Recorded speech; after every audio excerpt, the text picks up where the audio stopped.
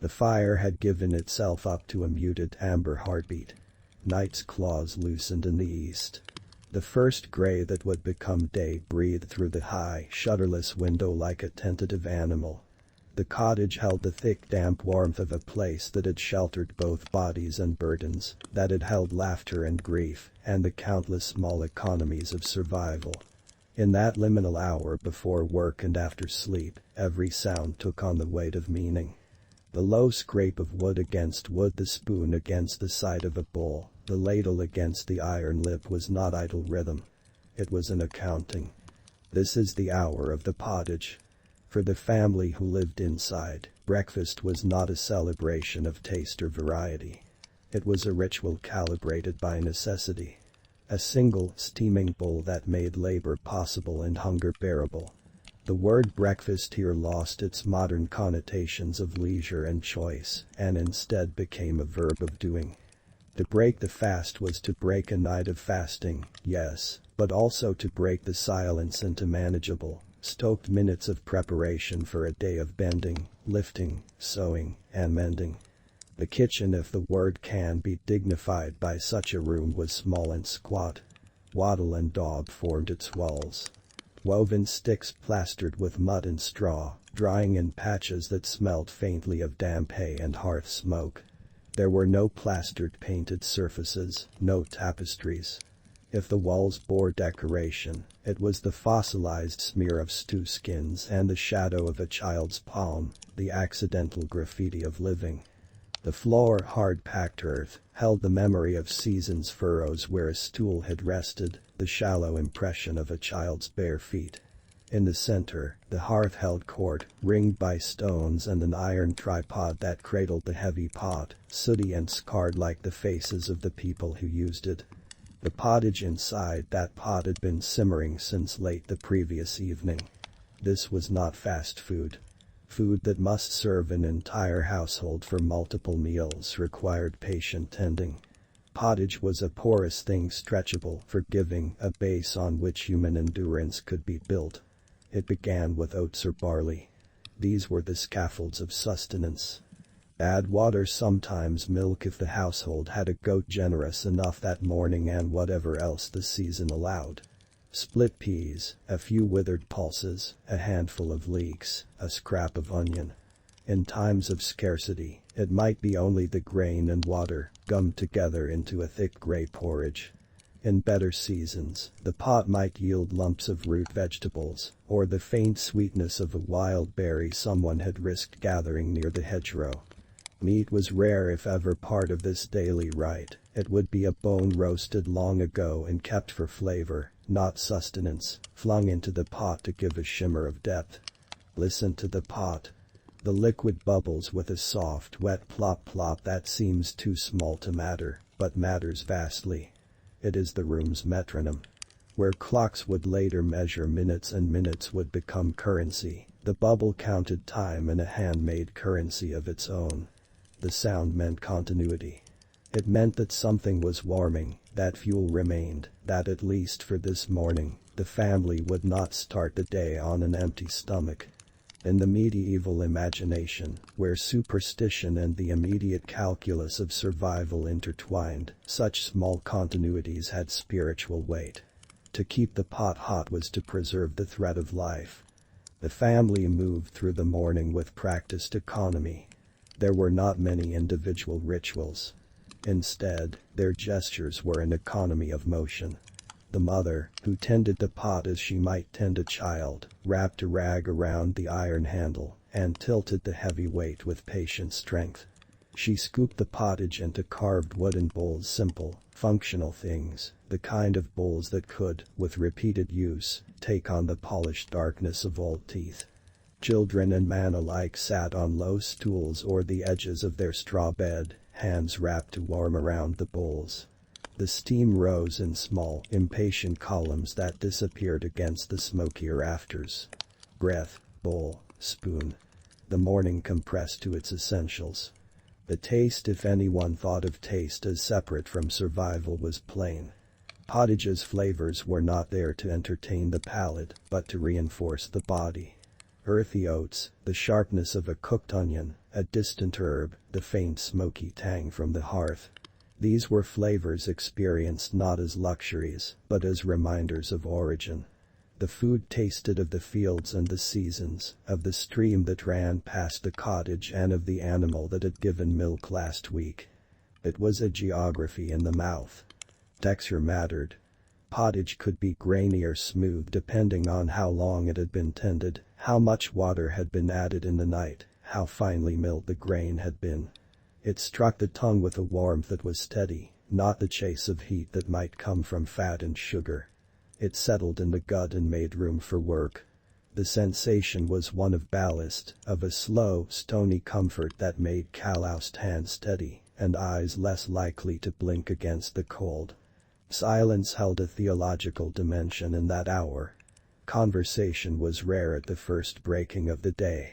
Speech was for later, like clean clothes or the market.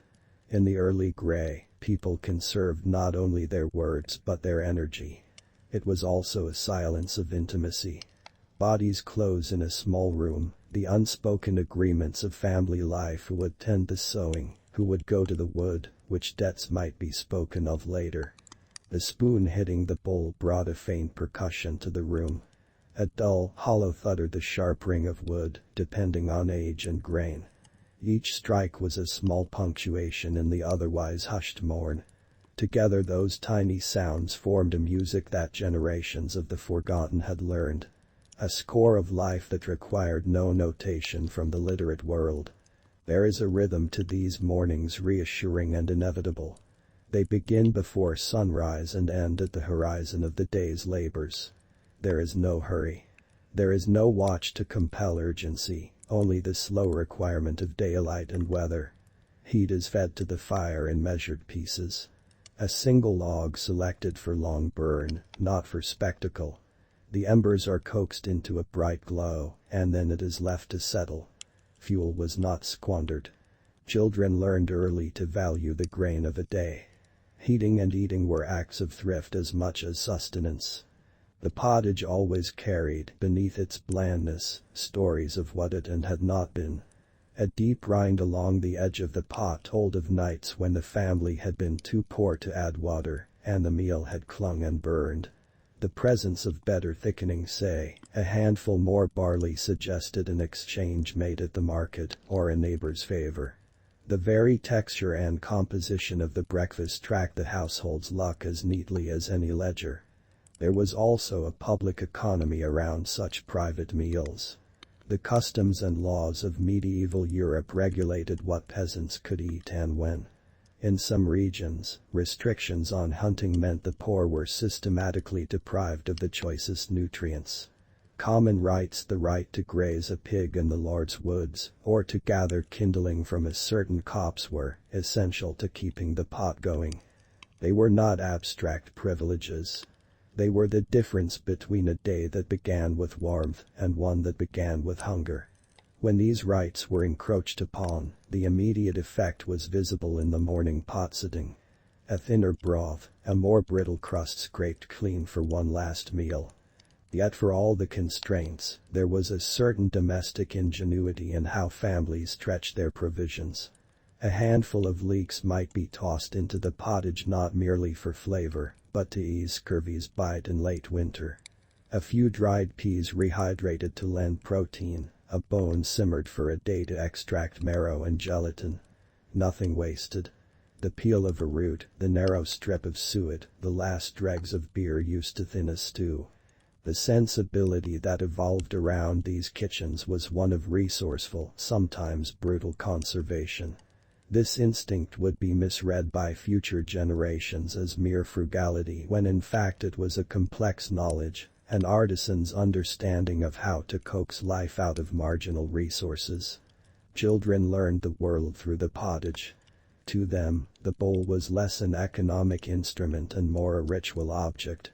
Toddlers who had just lost the warmth of sleep would find the spoon and explore the softness on their tongues, the sensation of heat and grain. They learned patience as they waited for their sibling to be served. They learned hierarchy as an older child's hand reached for a larger portion. They learned negotiation as they bartered small services, cleaning a worn shoe, tying a tether in exchange for an extra scoop. In the thin hours of the morning, the moral education of the poor was not delivered by sermons, but by bulls. For the mother who served, breakfast was both labor and prayer. Each ladle brought the weight of the household stability. Mothers kept accounts not in ink, but in the look of the pot the next day. The scrapings at the bottom, the color, the smell. Women in these cottages were economists of a kind historians often neglect. They judged grain by its bounds, measured water by eye, parceled meager stores with a fairness that prevented mutiny. More than that, they served as keepers of story, passing on seed saved from the summer's harvest, preserving a recipe taught by their mother, naming the herb that would ward off winter colds. The pottage was a living archive of domestic knowledge. The man, if there was one present and awake, ate not to luxuriate, but to fuel himself for precise tasks. Labor, the plowing, the reaping, the carrying of stone and thatch, was brutish and measured in exhaustion. A body that could lift a sack needed every ounce of ballast the pottage could provide. That morning's sustenance would be traded directly for hours of labor in fields that belonged not to the family, but to a lord, or to a communal parcel which owed quotas to a greater estate. The price of the family's survival was not merely the sweat of labor, but a carved-out portion of their lives, generations of cultivated toil that fed other mouths in a vertical economy of power.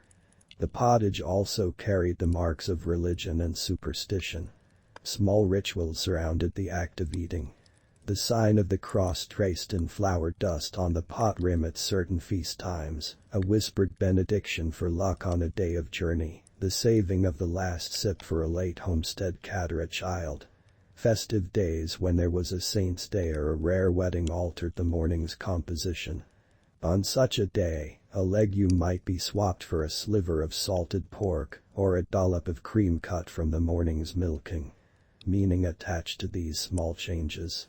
The richness of a pottage on feast mornings was a language of belonging that marked a household's ties to the broader world. The world beyond the cottage came in muted ways at dawn. From the lane outside, someone might pass. A neighbor leading a pig toward the common, a child with a string of milk pails sloshing, the distant laugh of someone who had secreted a carrot from the market. Sound traveled differently in the cool air. Voices were soft, measured by the need to keep warmth, and the knowledge that loudness served no purpose before tasks began. The smell of other kitchens rose and fell like a tidal chart. Smoke, wet wool, the faint tang of ale fermenting in a cellar. All these threads braided together the day's social fabric before the sun had even climbed. There were seasons to all this. Winter mornings brought the deepest austerity. The ground would be hard as iron, and the store of forage and grain would be thin. Pottage in January had a different tone, meager, stern, lacking greens, and was eaten fast, lest the cold make digestion laborious. Spring, by contrast, allowed little luxuries.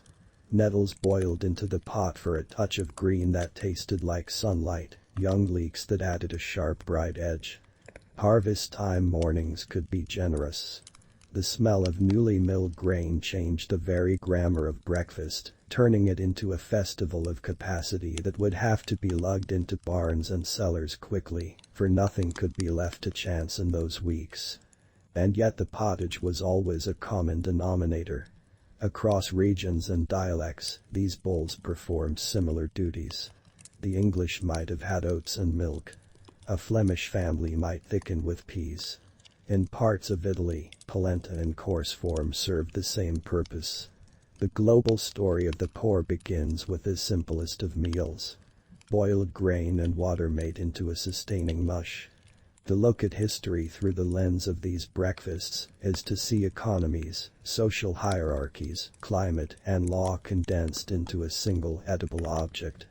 If one wants to speak of power, speak of grain. Grain was not merely a crop. It was a memory and a promise. Lords counted wealth in sheaves. The church prized tithes and collected a portion of the harvest as both spiritual duty and fiscal revenue.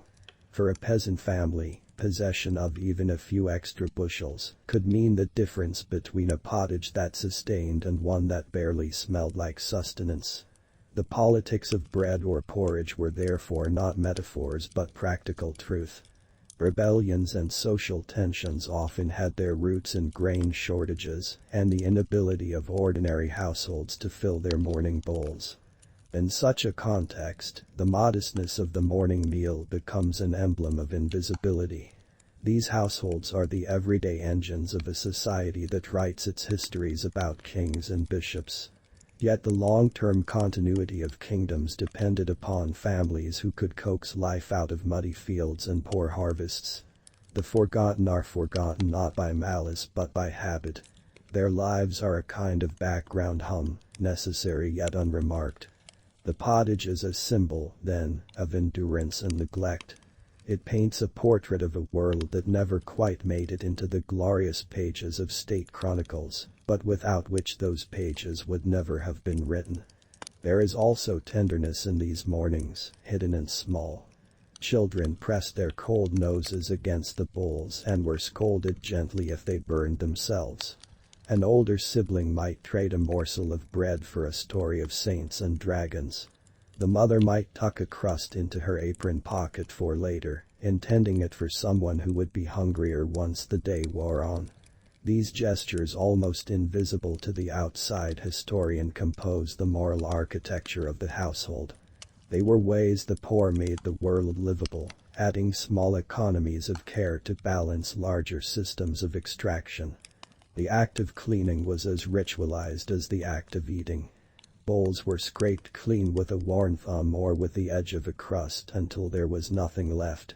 Sometimes the leftover scrapings went to a dog tied to the back peg or to a hen that scratched for the crumbs.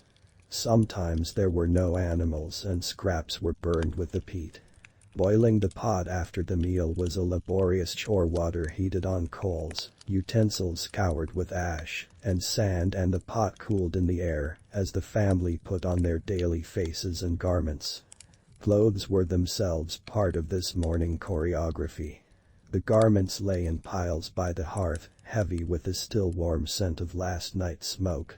Women's shifts, men's tunics, children's patched hose, each piece marked by repairs and personal histories. Dressing was slow. Buttons were absent. Toggles and ties did the work. Garments bore the faint stains of oats and stew, and had been mended often enough to hold the memory of fingers and hands that had stitched them. To put on the work clothes was to armor oneself for the day. Clothing was as much functional as social statement. Coarse wool for fields, a patched but decent jacket for a market day, an extra layer for someone who expected to stand still in a barrack. The house itself responded to the morning as if alive. The fire's smoke that had impregnated the rafters carried with it a faint antiseptic smell of ash and soaked turf. The roof thatch, patched in a previous autumn, would be the subject of conversation at the end of the day, perhaps over an extra spoonful of pottage or a small dram of ale. Fixes and maintenance were never ending in these households. The pottage fueled the hands that would tend to these tasks. In that sense, the broth was also an investment into the very structure that sheltered them. It is easy from the vantage of centuries later to romanticize or deny the difficulty of those mornings. Some might imagine a pastoral Eden, a life held in earthy simplicity. Others might imagine unceasing brutality, hunger as the only story. The truth is more complex. Mornings full of cold and labor, yes, yet also mornings with small comforts, laughter, and cunning. The people who inhabited those rooms were not merely passive victims of the times. They were active agents who negotiated daily life with a mixture of stubbornness, wit, and resignation. Their mornings were not merely about survival, but about making life hospitable enough to continue creating another morning. Consider for a moment the sensory detail. The paint of smoke on the walls, the metallic tang of the iron pot, the warmth pressed into palms, the scuffed wood of bowls that still fit hands as if molded to them over decades. There is a kind of continuity in the objects. Spoons passed from hand to hand, bowls carved by younger men who will be fathers soon, rugs passed on and seamed. Material culture in these cottages told a lineage as much as any family tree. Each object held the signatures of quotidian devotion. And the day beyond the breakfast was a covenant of duty. The fields waited like an assessor, requiring sowing like an unending arithmetic. The laborers walked out with spades and scythes, carrying not just tools, but the anxiety of weather and tide. Markets demanded arrival and trading, and debts demanded repayment. The world outside these cottages had laws and lords. A court might convene in a nearby town and extract a fine that altered the flavor of next week's pottage. Contracts were seldom written. They were enforced by expectations and muscle. The morning bowl, then, was the promise of the day's capacity to fulfill those demands. Yet sometimes the bowl remained unfinished. A child fell ill and had no appetite. A bad harvest spelled a future in which the pot would go from its modest richness to a watery, insubstantial mess. Disease, the invisible tenant of the Middle Ages, made its presence known in decreased appetites, in coughs and the slow wasting that families could not always see into. The pottage could not cure these larger systemic ills, though mothers often believed in the restorative power of well-mineralized broth. Superstition gave the pottage additional roles. A healed scrape might be washed with the pot's last warm dregs in the hope of mercy. Charms wrapped around the pot handles were believed by some to protect the family's fortune. The act of leaving the cottage was an extension of the meal. Hands wiped on the hem of a garment, a child's hair was tied roughly with a braided strip of cloth, and boots were dragged on, heavy and silent. Some went to fields owned in common. Others walked far enough to reach a piece of rented land or a lord's domain, where work would be paid in grain and coin. The world unfolded in a stitched map of obligation and opportunity. Yet the day always had to be balanced by the knowledge of that first bowl. One computes the number of hours one can work on an empty stomach and how many demands can be made upon a body. There was a tacit contract between mourning and labor.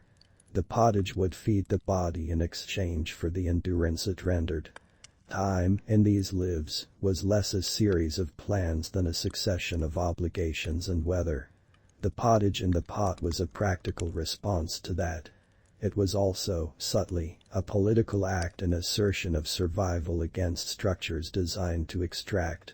Each scoop that filled a bowl asserted, in tiny increments, a refusal to vanish. The family was not lost because it ate, for the act of eating carried with it a claim to presence and duration.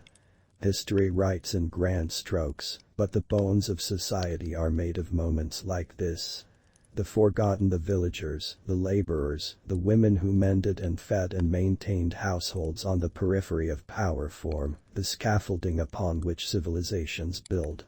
When we allow ourselves to regard the pottage as an artifact of this scaffolding, we begin to understand the texture of ordinary life.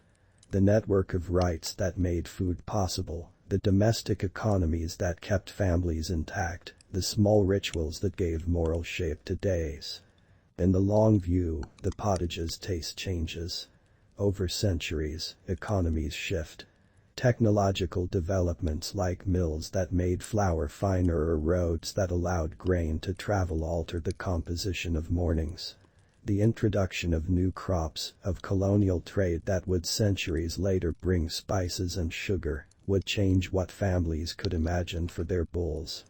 But in the 15th century cottage, before the great inflow of global goods, before the rise of industrial mills, the pottage remained a staple of constraint and care. It was the centerpiece of a subsistence economy. The family finished. The bowls were scraped and set aside.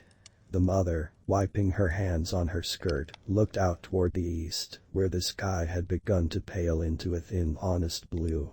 Smoke lifted like a thought escaping ahead, and the village began to unmuzzle itself.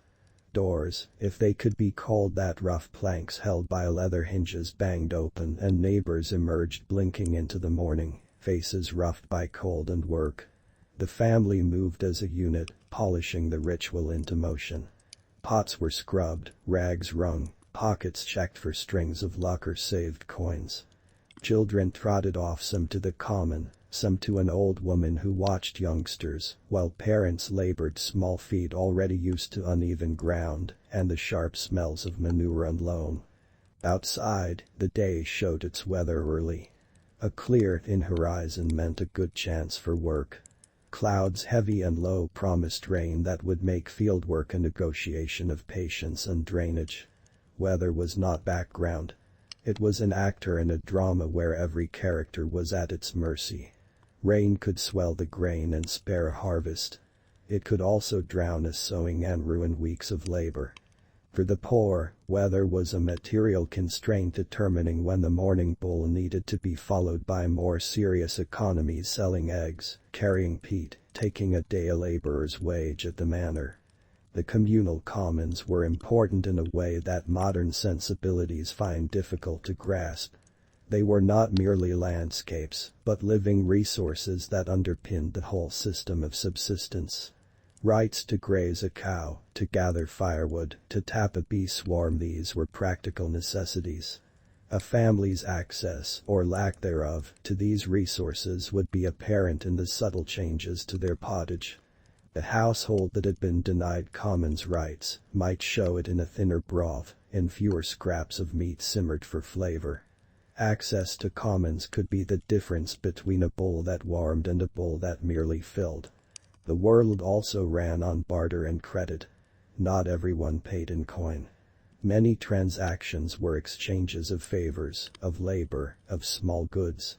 The tailor down the lane might stitch a jacket in exchange for a large handful of oats. The cooper might mend a barrel for a bushel of potatoes. Such economies were precarious but also creative.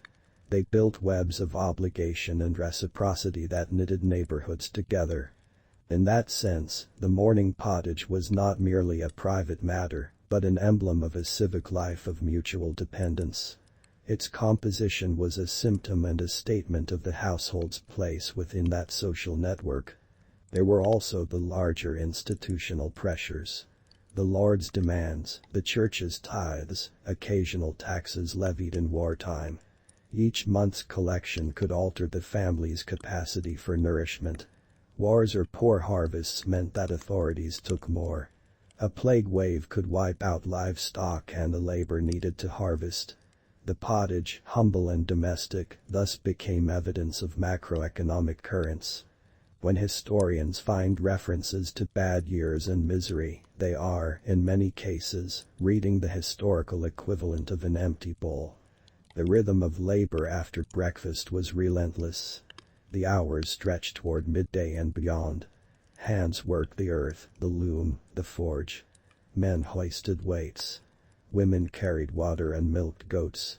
Children learned trades early, some apprenticed to millers, others to cobblers, some simply assigned the repetitive tasks that ensured the household ran.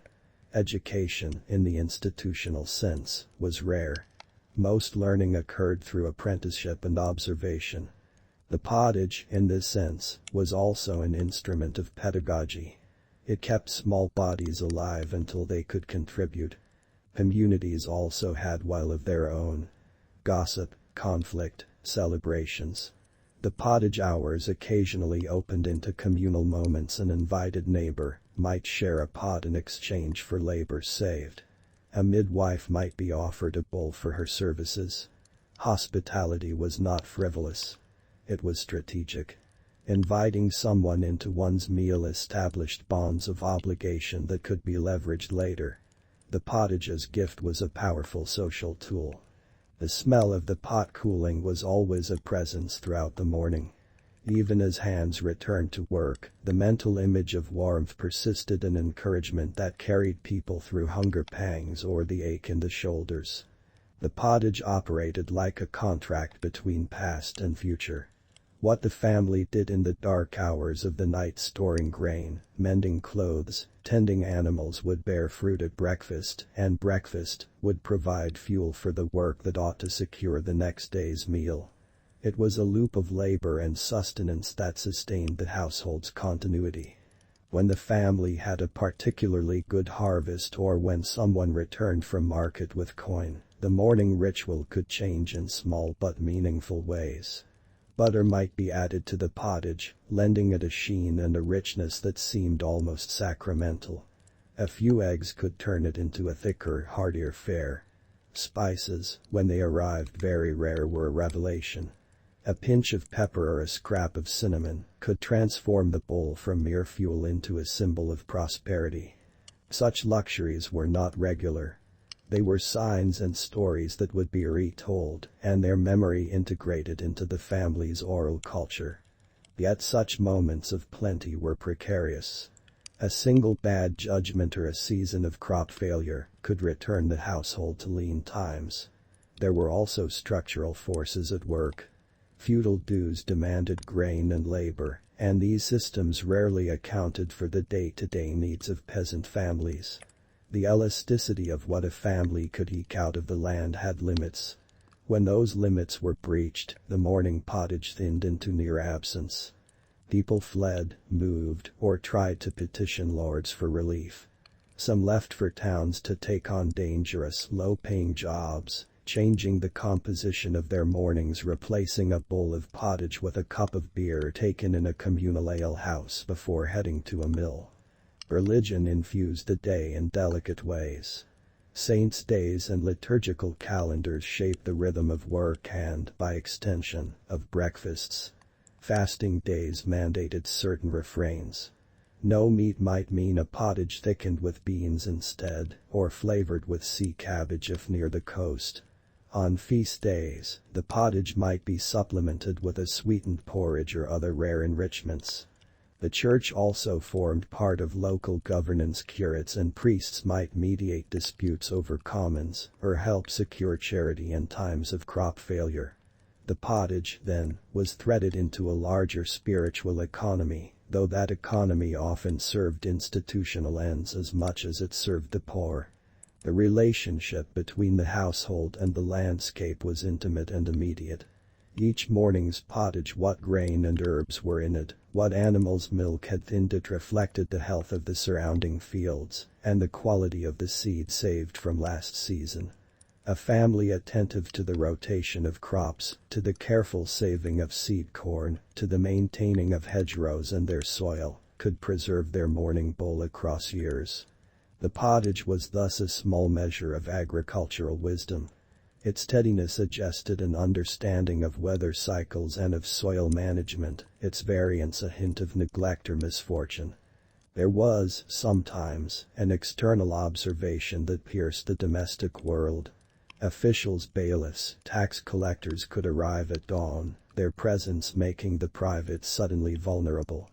A search for grain might be accompanied by a threat of penalty if the household was found lacking in dues, or conversely, a confiscation if they were found to possess more than the expected quota. These incursions were part of a larger political theater, where the morning meals could be directly affected by the assertion of external power. A pottage that had been simmering for comfort could suddenly be a focus of conflict. The politics were not only external but internal as well. Marriages were strategic, inheritance rules could mortgage a child's future, and disputes over small things, where a pig had rooted, whose twig was too near another's, could become community dramas. The household was a microstate within the village, governed by customs and male and female roles. The morning, for all its apparent calm, often witnessed negotiations that would determine a family's daily fate. A mother might quietly withhold an extra scoop to ensure an adolescent's portion, preparing for the day he would leave the village and must be made stronger. Such decisions seemed trivial but often secured survival. Medicine, too, was domestic. The pottage might be infused with herbs for minor maladies, a sugar loaf ground and mixed with warm grain to calm a fevered child. Humoral theory, an older medical doctrine that linked bodily states to balance, meant mothers and elders often adjusted diets to correct a supposed imbalance. Food was thus therapeutic, a way of administering health as much as nutrition. The line between diet and remedy blurred in these homes. Mothers functioned as the first healers. Language and memory intertwined with the ritual. The pottage had names in different tongues, but the ritual was universally recognized. Folk songs referenced bowls and hearths. Proverbs spoke of the bread that makes bread as a way of acknowledging the labor that sustains a family. Oral tradition kept track of lean years, of stolen grain, of generosity, stories that later historians would glean as data points to reconstruct the past. For the people living it, however, the stories mattered because they encoded survival strategies and preserved the dignity of a people who kept each other fed. To speak purely with numbers about these lives, bushels, tithes, days of labor, misses the human texture. The morning pottage was a scaffold of intimacy, of devotion, of work. It shaped moral habit. It taught children patience and respect for the labor of others. It taught neighbors the economy of favors. It formed a tacit law about sharing and about the risks of hoarding. A family that hoarded might be richer in the short term, but poorer in social capital, risking isolation and the loss of potential reciprocal aid. Thus moral choices were coextensive with the material. Over time, external changes reframed these mornings. Laws evolved. Markets expanded. Trade routes altered the availability of commodities. The slow accretion of capital and the rise of towns took people away from the immediate cycles of planting and storing. Yet even as economies changed, the architecture of morning meals retained an echo of older patterns. The need for a simple, cheap, and sustaining breakfast persisted among the laboring classes. In modern urban contexts, oats and porridges would still play their part in feeding workers. The forms changed, but the function, the provision of fuel for daily labor, remained constant. If we stand long enough to listen to those bowls, we begin to hear more than hunger. We hear resilience. We hear resourcefulness. We hear the small and continuous acts of care that bind families and communities. There is a dignity in scraping a pot clean with a practiced thumb, in deciding, without complaint, who gets the larger scoop. There is a politics in deciding to share, and a quiet heroism in making enough. The call these people forgotten is, perhaps, to underscore a historical injustice, but also to invite a reorientation. Remember them not as victims, but as the engine of the social world. The pottage is their testament. What then of the poet or the chronicler who seeks to render this into language? They must avoid two temptations: to sentimentalize and to denigrate. Sentimentality flattens the hard edges that made life what it was. Denigration strips away agency and complexity. The true descriptive energy lies between. An empathy that appreciates hardship and acknowledges cunning, grief, and delight with equal measure. The rite of the pottage is to enter a moral geography where small things, ashes, rags, ladles, are profoundly meaningful. On certain nights, the family might gather the remaining coals and stoke them carefully, drying a small batch of grain on the hearth for the morning. On other nights, the pot would be lighter, and there would be scheming about where to find a little extra. These plans, sometimes successful, sometimes not, revealed the constant juggling that framed poor households.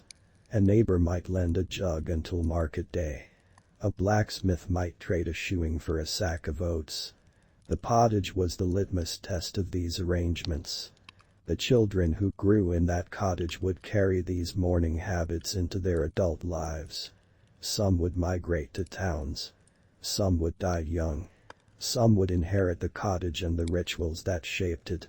The continuity of technique: how to thicken with barley, how to bruise peas for quicker cooking, how to coax a stew into richer flavor with a single bone passed down like a family heirloom. These culinary practices constituted a material literacy, an embodied knowledge that sustained more than mere bodies. it sustained communities. As the sun climbed higher on that particular morning, the family finished their bowls and rose, their movements now purposeful and fixed by habit. Children were bidden to run errands. Adults settled into the cadence of tasks. The empty bowls, washed and hung to dry, were the quiet signifiers of a morning completed. In their wake, the cottage took on the smell of a day begun, a mix of damp will, washed hands, and earth. The hearth, reduced to embers, glowed with a patient patience, content to smolder until dusk. The afternoon would bring other work and other interruptions. A neighbor might come to barter or to report a problem with the commons. The midwife might appear unexpectedly, or the bailiff might pass through, noting the lights and windows and tallying the lives he oversaw. The family would adapt as it always did. The pottage that had once been an anchor in the morning would be an echo as the day lengthened into its labors. Night would fall eventually, and there would be another meal, perhaps simply the reheated pottage, perhaps a stew enriched by a scrap of meat. If the family had luck, there might be ale to wash it down, or maybe a single candle to mark a birthday in a small private way. Storytelling, both the necessary and the fanciful, would soften the day's edges. The children would be tucked in, perhaps stuffed with a final spoonful of warmth, and the hearth would be banked for the night. To return to the morning, which is the subject of this meditation. It remains an emblem of continuity and the human spirit. The pottage is neither monument nor mere privation. It is a living artifact that contains within it stories of survival, of social bonds, of legal and economic structures, and of the hands that shaped it. If we wish to remember the forgotten, let us begin with their breakfasts. Let the sound of the ladle and the soft scrape of wooden spoons anchor us to a history otherwise easy to forget. Consider how, across centuries, the simple act of sharing a bowl has come to symbolize larger themes. Community, sustenance, dignity, endurance. The pottage is anti-ornamental, an act of need turned into a ritual of comfort. It is the first warmth of the body each day and the first social act. It confirms membership in a family and a village. It codifies duties and privileges through its portions and flavors. It maps power through the suchness of its ingredients. In its steam are histories of law and resistance, in its ash are the traces of skill and love. This is not a romanticization. It is an invitation to a deep listening. Close your eyes and imagine. The bowl in calloused hands, the steam kissing the skin, the rough ring of the spoon hitting wood. Hear the silence and the small sounds that compose it. Feel the weight in your gut that steadies your limbs and allows you to carry a day of embodied labor. Taste the faint smoke and the earth and know, for a moment, how tenacious life can be. As the family of the cottage moves into their day, the pottage remains an indelible part of who they are, a daily testament to their endurance. To the hungry, to the tired, to the hopeful, breakfast is not a luxury but a promise. It is the smallest form of wealth, the most necessary of investments. The forgotten, through their bowls and spoons, offer us a history written in steam and soot. If history is a human story, then begin with the bowls. They will tell you what you need to know. The embers dim as the morning becomes afternoon. The iron tripod stands cool and patient, awaiting another night and another slow simmer. The family goes out into the world, carrying the pottage as both an intimate memory and a fuel for work. In their heels and hands and the lines of their faces, the morning lingers. It will return tomorrow, in a similar chorus of scrape and sip, in the perpetual rhythm that both defines and defies their marginalization. The food will be plain. The ritual will be profound. When scholars sift through archives and harvest the scant references to ordinary life, they may overlook the daily bowl.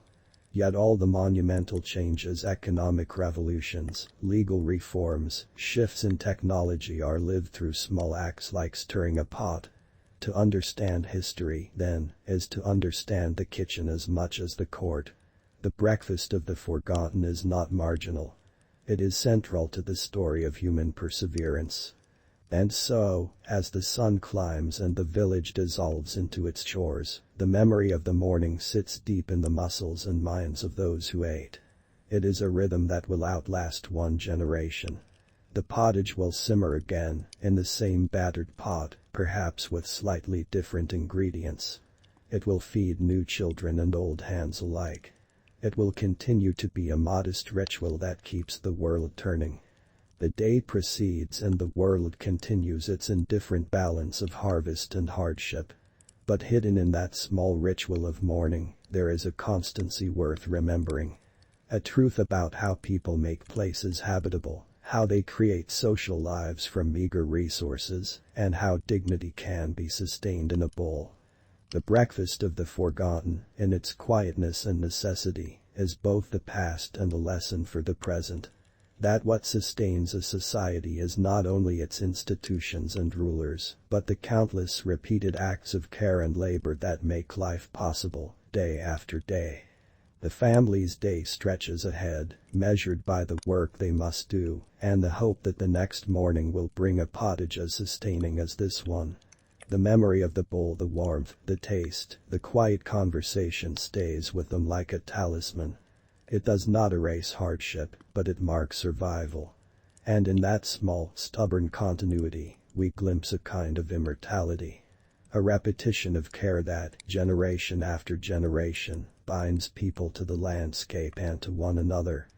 Let the sound of the spoon against wood be a metronome that calls us back to those mornings. In its steady tick we hear the pulse of ordinary life. Not spectacular, not always noble by conventional standards, but foundational. The pottage tells us what matters. Warmth, sustenance, sharing, and the relentless crafting of a life worth living. Remember the forgotten through their breakfasts, for in their bowls are written the quiet histories that sustain civilizations. The hearth cools. The pot rests. But the ritual is not finished, it only pauses. The family will return at dusk to a reheated taste or to a small variation on the morning's theme, and in the repetition there is both the ache of necessity and the comfort of continuity. The forgotten keep on feeding, and by feeding they keep themselves remembered.